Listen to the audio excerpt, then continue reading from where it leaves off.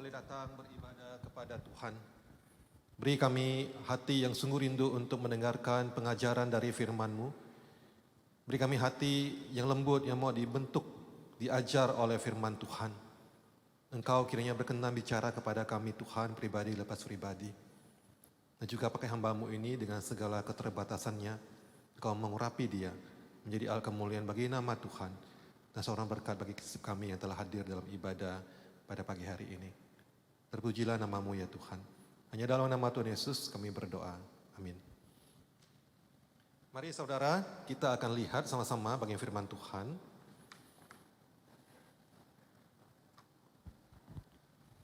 Kita buka dari Ayub pasalnya yang kedua ya. Saya bacakan untuk kita semua, Ayub pasal kedua, ayatnya yang pertama sampai ayatnya yang ke-13. Beginilah bunyi firman Tuhan. Pada suatu hari datanglah anak-anak Allah menghadap Tuhan, dan di antara mereka datang juga iblis untuk menghadap Tuhan. Maka bertanyalah iblis kepada Tuhan, "Dari mana engkau?" Lalu jawab iblis kepada Tuhan, "Dari perjalanan mengelilingi dan menjelajah bumi." Firman Tuhan kepada iblis, "Apakah engkau memperhatikan hambaku Ayub? Sebab tiada seorang pun di bumi seperti dia, yang demikian saleh dan jujur, yang takut akan Allah dan menjauhi kejahatan. Ia tetap tekun dalam kesalehannya, meskipun engkau telah membujuk aku melawan dia untuk mencelakakannya tanpa alasan." Lalu jawab iblis kepada Tuhan, "Kulit ganti kulit, orang akan memberikan segala yang dipunyainya ganti nyawanya. Tapi ulurkanlah tanganmu dan jamalah tulang dan dagingnya, ia pasti mengutuki engkau di hadapanmu." Maka firman Tuhan kepada iblis, "Nah, ia dalam kuasamu, hanya sayangkan nyawanya." Kemudian iblis pergi dari hadapan Tuhan, lalu ditimpanya Ayub dengan bara yang busuk dari telapak kakinya sampai ke batu kepalanya.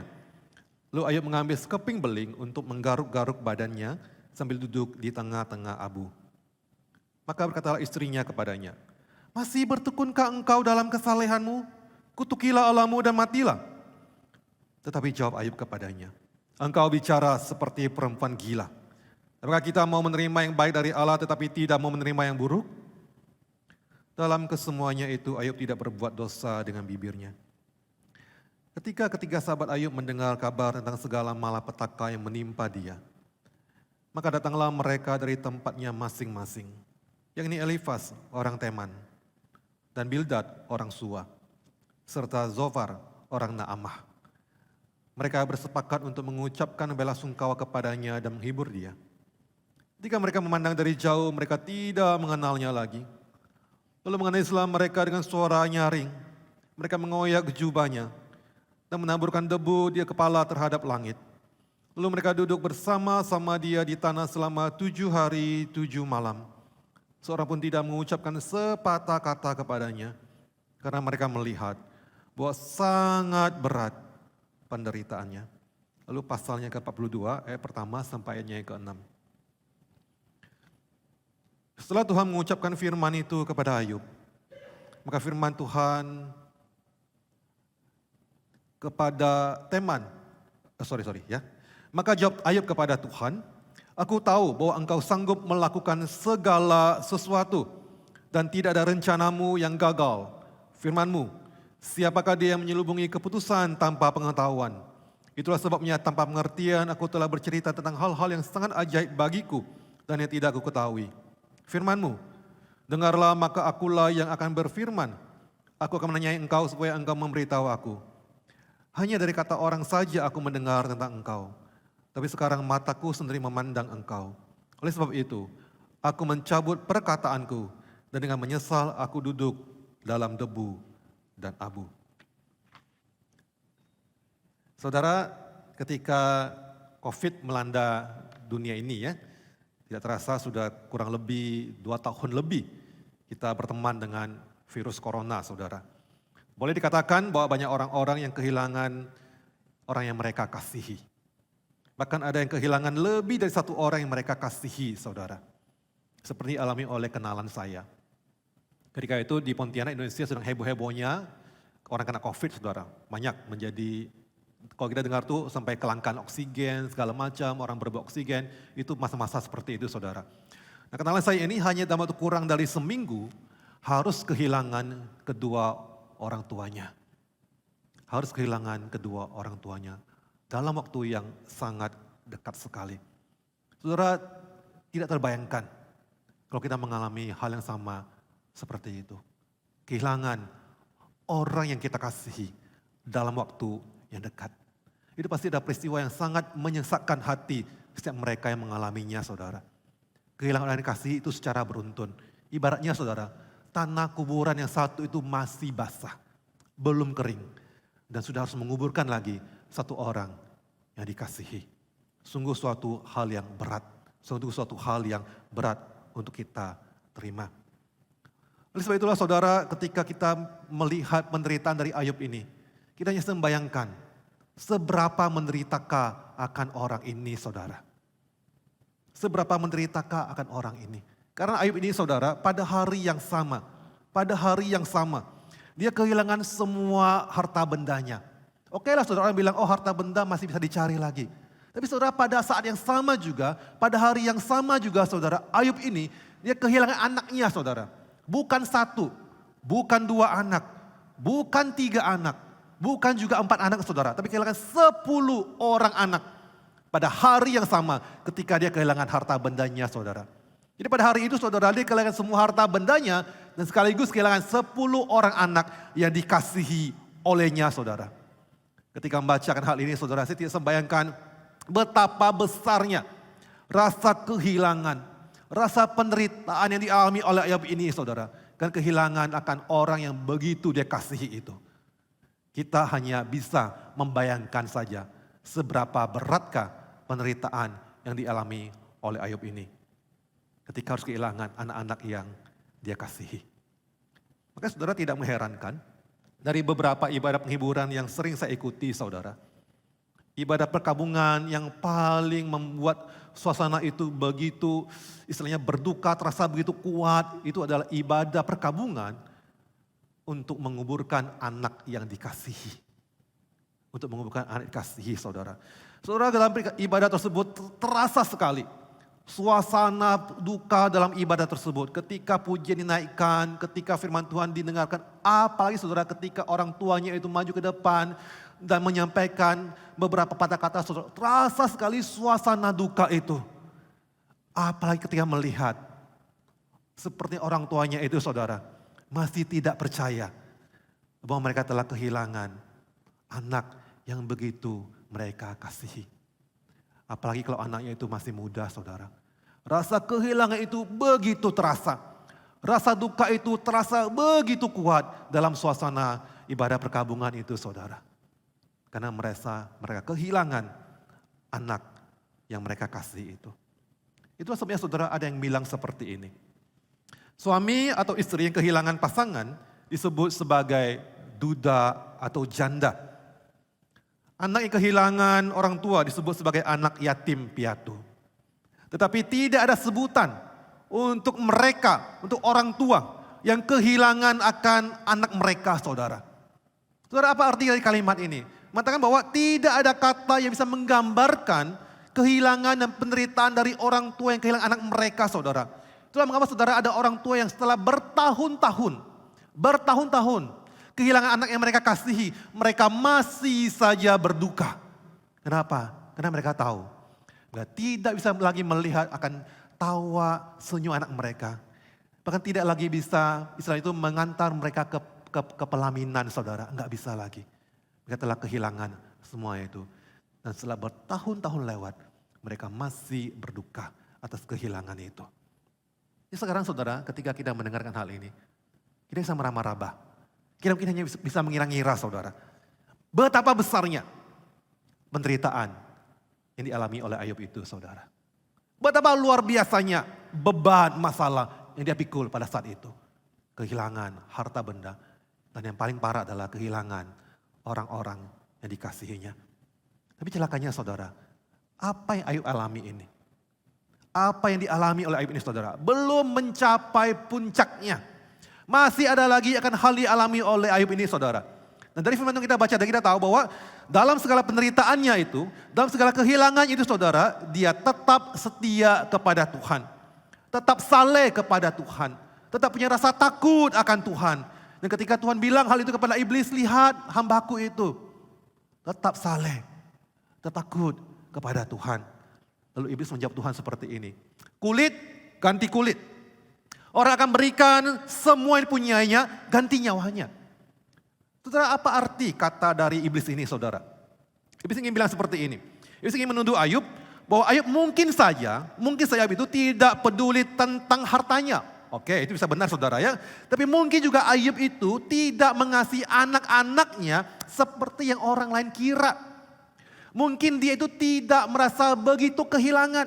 Mungkin Ayub adalah orang yang hanya peduli kepada dirinya sendiri. Mungkin dia tidak sayang kepada anak-anaknya. Makanya iblis bilang, Tuhan, kalau engkau buat Ayub menderita secara fisik, pasti dia mengutuki engkau. Iblis ingin Tuhan itu membuat Ayub mengalami penderitaan.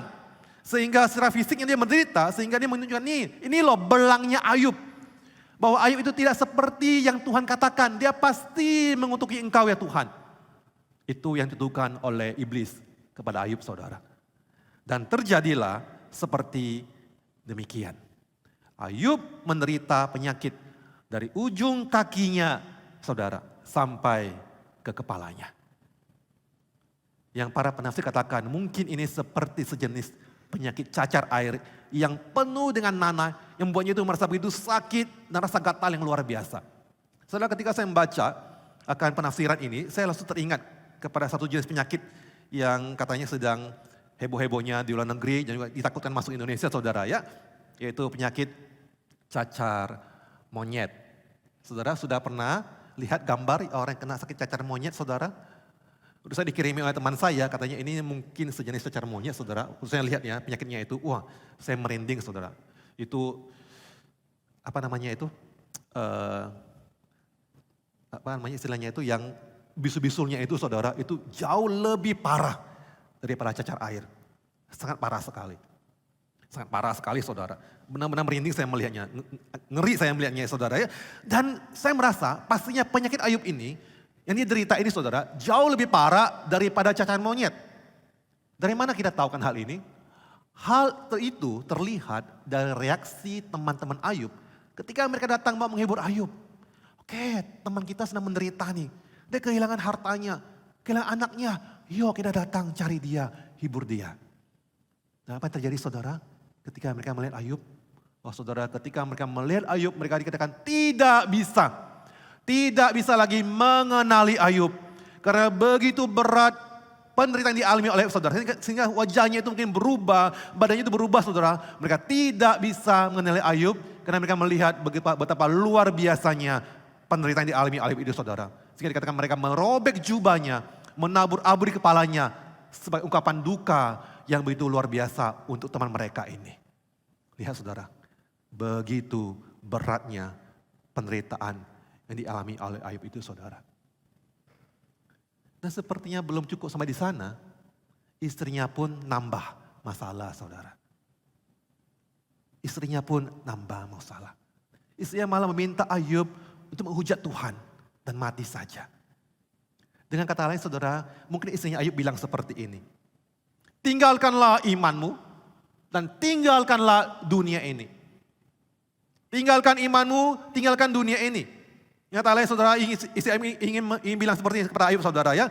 Hanya orang bodoh saja yang masih mau percaya kepada Tuhan yang telah membuatnya menderita seperti ini. Hanya orang bodoh saja yang masih tekun mengasihi Tuhan, masih mau setia kepada Tuhan, masih mau beribadah kepada Tuhan yang telah membuatnya menderita seperti ini. Kalau Tuhan yang membuat engkau menderita seperti ini, ngapain masih berharap kepada Tuhan yang menyebabkan semua penderitaan tersebut? Kutuki Tuhanmu dan mati saja. Saudara, betapa luar biasanya perkataan istri dari Ayub ini saudara. Menambah penderitaan bagi Ayub. Tapi saudara, respon Ayub itu luar biasa. Dia mengatakan bahwa istrinya itu berkelakuan seperti perempuan gila. Saudara kita baca sekilas mungkin Ayub ini sepertinya kasar saudara. Bisa-bisanya ngomong istrinya kayak orang gila ya. Tapi menurut para penafsir saudara, ungkapan ini adalah bentuk kasih dari Ayub kepada istrinya. Kenapa? Dia mencoba untuk menyadarkan istrinya bahwa istrinya telah bertindak seperti orang-orang bebal atau orang kafir yang tidak percaya kepada Tuhan. Atau orang-orang bebal yang tidak mengakui bahwa Allah itu ada. Tidak mengakui bahwa Allah itu ada dalam hidup ini. Karena Ayub pun tahu saudara, istrinya juga telah mengalami hal yang sama seperti dirinya. Kehilangan harta benda. Dan juga kehilangan anak-anaknya saudara. Dia juga tahu istrinya menderita hal yang sama.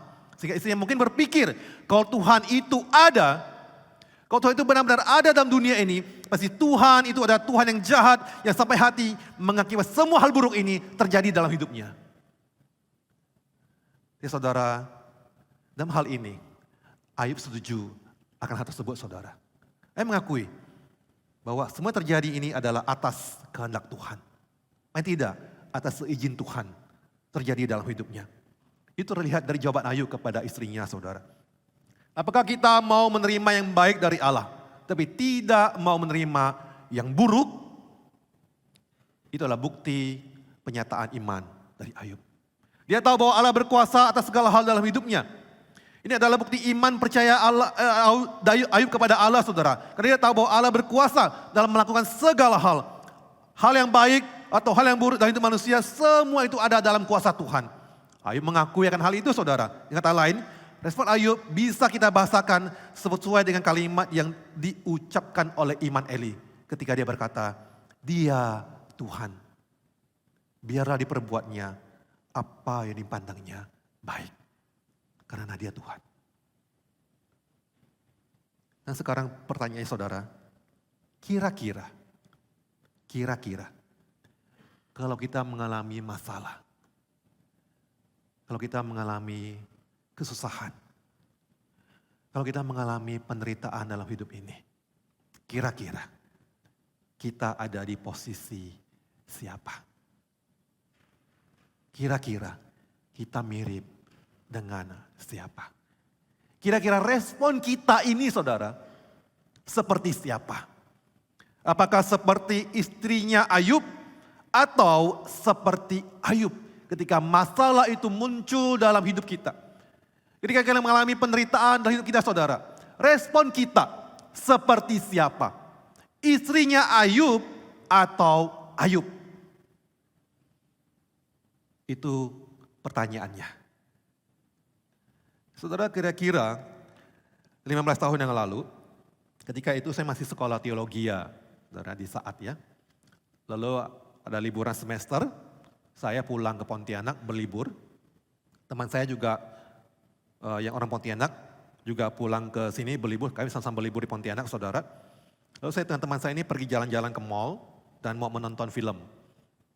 Pas naik ke atas itu ketemu dengan serombongan anak-anak muda saudara. Serombongan anak muda dan rupanya dia adalah teman dari teman saya. Jadi mereka ngomong-ngomong di sana ya, say hello. Nah saya melihat ada satu orang pemuda yang rambutnya dicat pirang. Saya perhatikan pemuda itu. Bukan gara-gara rambutnya saudara ya, bukan ya. Tapi saya melihat wajahnya itu sepertinya saya kenal orang ini, pemuda ini. Lalu setelah teman-teman saya ngobrol dengan rombongan itu, dan saya tanya kepada teman saya, itu Hausekia ya, itu anak muda itu yang rambutnya pirang itu sepertinya saya kenal, siapa dia ya? Lihat di mana saya ya? Lalu teman saya bilang seperti ini, lah itu kan pemuda yang dulu biasa jadi singer di gereja. Lalu saya connect, oh iya benar, disitulah saya sering melihat dia pelayanan di gereja. Lalu teman saya bilang, tahu nggak? Dia sekarang nggak ke gereja lagi loh. Loh, bilang kenapa? Kan seorang pelayan Tuhan, aktif di gereja. Tuh kan? Teman saya bilang seperti ini. Tahu nggak kenapa dia nggak gereja lagi? Dia bilang seperti ini, teman saya bilang seperti ini ya, cerita ya, bilang versi singkatnya ya. Dia mengalami banyak masalah dalam hidupnya. Pekerjaannya bermasalah, keluarganya juga bermasalah. Lalu dia bilang, ngapain saya ikut Tuhan? Ngapain saya melayani Tuhan? Tuhan tidak tolong saya ketika ada masalah. Ke gereja pun tetap ada masalah. Ngapain saya ke gereja lagi? Tidak ada gunanya. Tidak ada gunanya lagi saya ke gereja. Dengan kata lain saudara, yang merasa seperti ini. Saya sudah melayani Tuhan dengan rajin. Saya setia beribadah kepada Tuhan. Tapi hidup saya ada masalah. Tuhan tidak tolong saya. Jadi saya merasa buat apa saya datang kepada Tuhan, buat apa saya melayani Tuhan, tidak ada gunanya sama sekali. Saya tidak mau lagi berhubungan dengan yang namanya Tuhan. Saudara, bukankah itu mirip-mirip dengan apa yang istri Ayub bilang, saudara? Kutukilah Tuhanmu dan matilah. Tinggalkan imanmu sama Tuhan. Mirip bukan? Walaupun dengan bahasa yang berbeda. Nah, saudara, memang sepertinya lebih mudah untuk menyalahkan Tuhan kalau ada masalah yang kita hadapi. Mudah, saudara. Seperti dilakukan oleh pemuda tadi ataupun istri Ayub, saudara. Kita bisa bilang seperti ini. Katanya Tuhan itu maha baik. Apanya yang baik? Mungkin dia baiknya sama orang lain, tapi tidak bagi saya. Lihat saya hidup saya penuh dengan masalah. Kalau Tuhan itu baik, tentu dia menolong saya untuk tidak kena masalah ini. Karena Tuhan maha kuasa. Mana buktinya? Mungkin dia maha kuasa untuk orang lain, tapi untuk saya tidak. Kalau dia Tuhan yang maha kuasa, dia pasti bisa menolong saya keluar dari masalah ini. Tetapi tidak tuh. Saya tetap menderita karena masalah saya. Saya tetap menderita dalam hidup ini. Mana kata-kata Tuhan maha baik, Tuhan maha kuasa. Omong kosong itu semua. Akhirnya kita apa? Meninggalkan iman kita kepada Tuhan. Kita meragukan Tuhan. Kita tidak lagi percaya kepada Tuhan. Akhirnya berpaling dari Tuhan, sudah tidak mau tahu apa-apapun lagi tentang Tuhan. Dan sekali lagi, kita berkata-kata seperti istrinya Ayub, terkutuklah Tuhan. Itu bisa menjadi respon kita, saudara, ketika kita menghadapi masalah. Walaupun seharusnya kita bisa berespon seperti Ayub.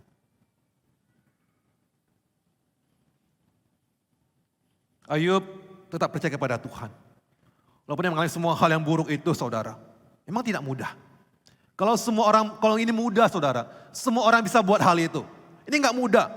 Bahkan Rasul Paulus pun ketika mengalami penderitaan karena duri dalam dagingnya, berkali-kali minta Tuhan, Tuhan tolong aku, keluarkan duri dalam dagingku ini, saudara. Berkali-kali ngomong seperti itu sama Tuhan. Tapi Tuhan tidak mengabulkan doanya. Tapi Rasul Paulus bisa menanggungnya. Kenapa, saudara? Karena Tuhan yang berikan kekuatan kepadanya. Dan saya percaya, saudara, kekuatan yang sama, damai sejahtera yang sama, ini diperoleh oleh Rasul Paulus, oleh Ayub, juga bisa diberikan kepada setiap kita yang percaya kepada Tuhan dan bersandar kepada Tuhan. Ketika kita punya masalah dan penderitaan dalam hidup ini. Saudara, Philip Yancey dalam bukunya yang berjudul Mengapa Engkau Meninggalkan Aku, buku ini bahas tentang penderitaan, saudara. Dia bercerita tentang sahabat karibnya yang menderita kanker stadium 4. Kita sudah tahu lah, saudara, ya, kalau kita dengar kanker stadium 4, berarti itu tinggal menghitung hari, menunggu ajal.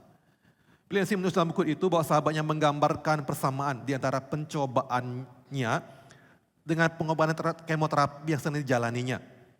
Ia tahu bahwa pengobatan kemoterapi itu bertujuan untuk membasmi sel-sel kanker ganas. Jadi saudara, sahabat dari Philip Yancey ini, dia bilang seperti sama Tuhan. Tuhan itu menggunakan penyakitnya itu untuk memurnikan dirinya, saudara. Ya, sahabatnya tulis seperti ini. Ya, aku minta kepada Tuhan untuk memakai pencobaan yang beracun dan menyakitkan itu guna menghancurkan, membuat kelaparan, serta membasmi apapun di dalam jiwaku yang mementingkan diri sendiri. Tidak suci dan menyakitkan hatinya. Dengan tulus aku menyerah kepada apa yang dimasukkannya.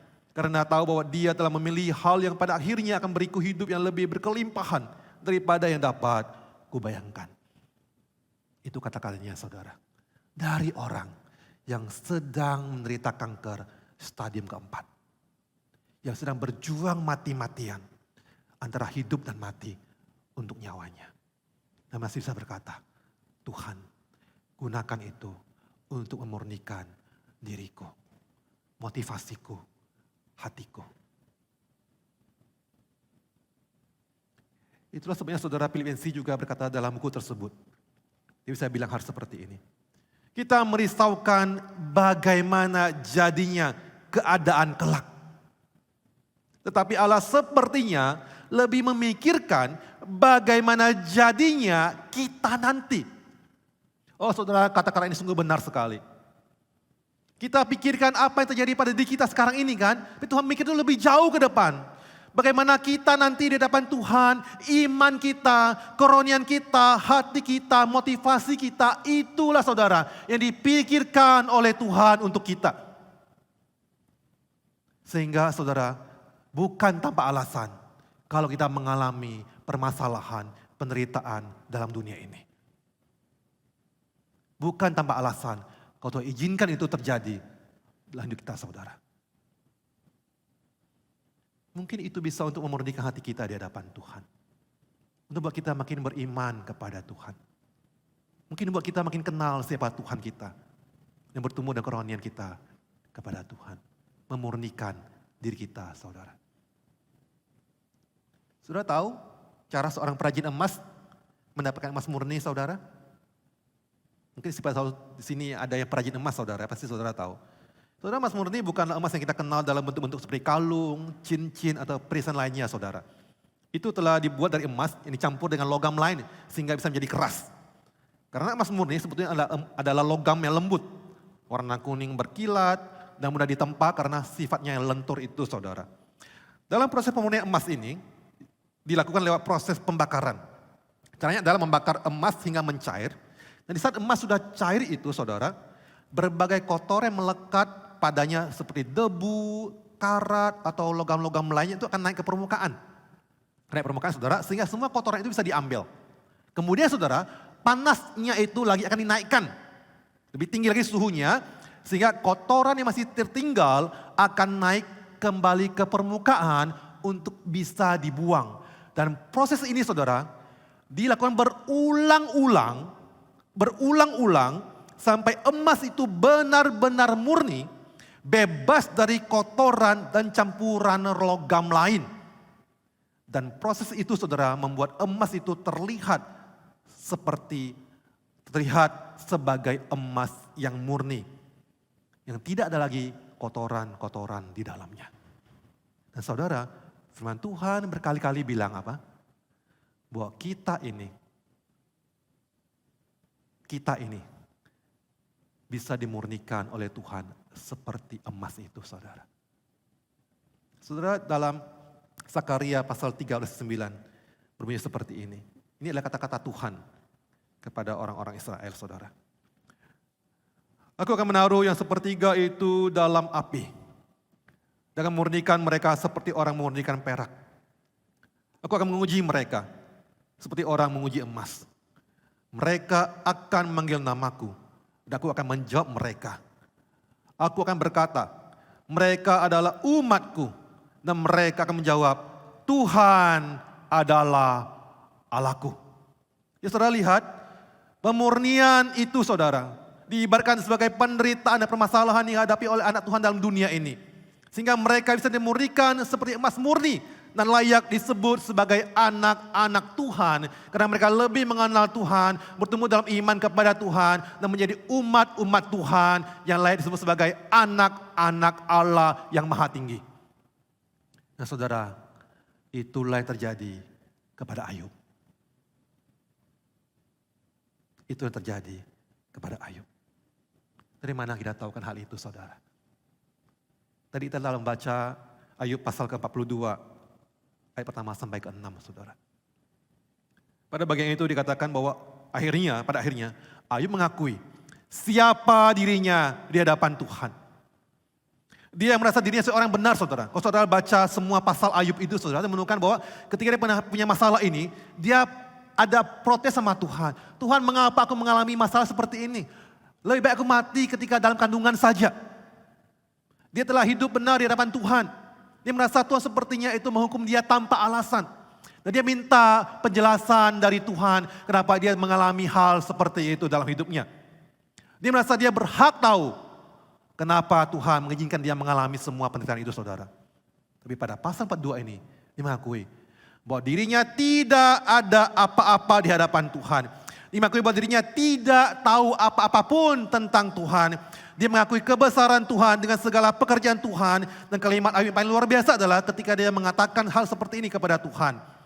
Hanya dari kata orang sejak mendengar tentang engkau. Sekarang mataku sendiri memandang engkau. Oleh sebab itu aku mencabut perkataanku dan dengan menyesal aku duduk dalam debu dan abu. Dia mengakui sekarang apa? Aku ini bukan siapa-siapa sama sekali. Aku ini tidak ada apa-apa di hadapan Tuhan. Engkau adalah Allah yang maha kuasa. Engkau adalah Allah yang hebat luar biasa. Penguasa di alam semesta ini. Siapa yang seperti engkau ya Tuhan. Tidak seorang pun yang bisa mengetahui jalan pikiranmu. Engkau adalah Allah yang penuh dengan hikmat. Siapakah aku ini? Maka dia bisa bilang seperti ini. Aku mencabut semua kata-kataku kepadamu Tuhan. Ketika menyesal aku duduk dalam abu dan debu. Karena dia tahu sekarang. Dirinya tidak ada apa-apanya di hadapan Tuhan yang Maha Kuasa itu. Siapakah dirinya? Berani menuntut Tuhan. Jadi saudara lihat permasalahannya, penderitaan Ayub. Membuat dirinya itu makin jelas mengenal siapa Tuhan yang dia sembah.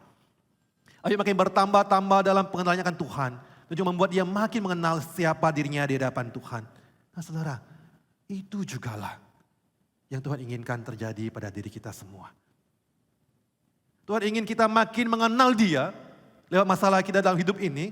Sehingga ketika kita makin mengenal Tuhan, kita juga makin mengenal siapa diri kita sebenarnya di hadapan Tuhan. Dan jawabannya adalah, apakah kita mampu melakukan seperti yang Ayub lakukan ini? Jawabannya adalah, tidak mampu saudara. Kalau kita bergantung kepada diri kita sendiri, kita tidak akan bisa melakukan hal ini. Kita tidak akan mampu melakukan hal ini. Kenapa? Kita manusia berdosa, saudara. Kalau kita disakiti, kita akan sakiti balik. Kalau kita jatuh dalam dosa, saudara, kita mencari kambing hitam. Mirip seperti Adam, saudara. Tuhan bertanya, apa yang kau buat? Apa yang Anda bilang? Perempuan itu Tuhan yang buat aku seperti ini. Tuhan tanya apa perempuan itu? Apa yang kau buat? Ular itu Tuhan. Tuhan nanya ular. Ular mau jawab apa coba? Gak ada lagi yang lain yang ditunjuk. Manusia berdosa saudara. Kita akan menyakiti balik orang-orang yang menyakiti kita. Kita cari kambing hitam atas masalah kita hadapi. Kalau kita tidak bisa salahkan orang lain, sebenarnya kita salahkan Tuhan saudara. Tuhan akan menjadi kambing hitamnya atas semua masalah kita. Tapi saudara, kita bukan orang berdosa biasa. Kita adalah orang-orang berdosa yang punya Tuhan. Tuhan mampu menolong kita. Kenapa mampu saudara? Bukan karena Dia Tuhan yang Maha Kuasa saja. Tuhan yang tahu segala yang kita alami saudara. Kenapa Tuhan tahu? Bukan karena Dia Allah yang Maha tahu saja saudara, bukan itu. Tapi karena Tuhan kita adalah Tuhan mengalami apa yang kita alami dalam hidup ini saudara. Dia mengalami segala permasalahan kita hadapi. Dia telah mengalami penderitaan dalam dunia ini begitu berat luar biasa. Kita tahu apa yang kita alami, Dia tahu bagaimana penderitaan yang kita alami itu saudara. Dia mengerti, Dia tahu semua hal itu. Saudara, apa yang dialami Tuhan kita? Ketika Dia diderah, ketika Dia dicambuk, ketika Dia dipukuli, ketika Dia dihina, ketika Dia dianiaya. Dia mengalami penderitaan secara fisik saudara. Tapi bukan hanya itu saja. Ketika dihianati oleh orang yang dikasihi, disangkal oleh orang yang dikasihi saudara. Dan bahkan paling tinggi adalah ketika dia ditinggalkan oleh Bapa yang sangat dikasihinya itu. Dia mengalami semua hal itu saudara, karena apa? Karena supaya kita ketika mengalaminya pun, Dia mampu menolong kita. Karena itulah saudara, Allah kita adalah Allah yang mengerti sekali apa yang kita alami dalam dunia ini. Karena Dia juga adalah Tuhan yang menderita. Sebagaimana kita menderita dalam dunia ini. Sehingga Dia bisa menolong kita semua. Itulah mengapa saudara, seorang teolog yang bernama Dietrich Bonhoeffer bilang seperti ini. Hanya Allah yang menderitalah yang dapat menolong. Hanya Tuhan yang menderitalah yang dapat menolong.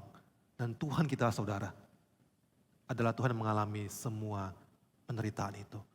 Sehingga Dia bisa menolong kita. Saudara, saya pribadi tidak tahu apa yang saudara alami dalam hidup ini. Mungkin di antara saudara ada yang sedang bergumul dengan berbagai masalah. Susah, menderita, dan lain sebagainya. Saya tidak tahu saudara, tapi Tuhan tahu. Dan seperti yang telah kita dengarkan pada hari ini, datanglah kepada Tuhan. Percayalah, Tuhan bisa menolong saudara. Yakinlah bahwa Dia tahu apa yang saudara alami. Dan Dia memakai semuanya itu untuk membuat saudara bertumbuh dalam iman kepada Tuhan. Sehingga engkau bisa jadi umat yang melihat kebesaran Tuhan dalam hidup ini. Dan melihat bagaimana Dia bekerja dalam hidup saudara. Dan saudara bisa berkata, aku tahu, aku punya Tuhan yang berkuasa. Aku tahu, aku punya Tuhan yang bisa menolongku. Karena Tuhanku juga ada Tuhan dalam menderita. Seperti aku menderita dalam dunia ini. Sehingga kita bisa melihat bahwa sungguh-sungguh kasih Tuhan itu nyata dalam hidup kita. Dan kita akan setia kepada Tuhan kita seumur hidup kita. Mari kita berdoa.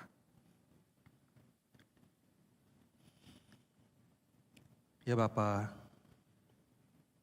siapakah kami ini? Sehingga Engkau begitu mengasihi kami.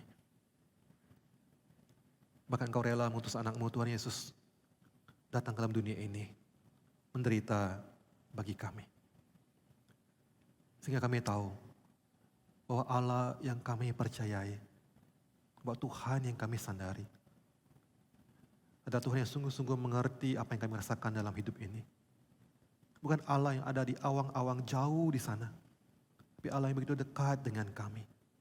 Allah yang mengasihi kami. Allah yang sungguh-sungguh mengerti isi hati kami. Allah yang sungguh-sungguh mengetahui pergumulan kami. Karena Engkau adalah Tuhan yang telah merasakan semuanya itu sebelum kami. Tapi berikanlah kami hati yang sungguh-sungguh percaya kepada Tuhan dalam hidup ini. Hati yang sungguh-sungguh beriman kepada Tuhan dalam hidup ini.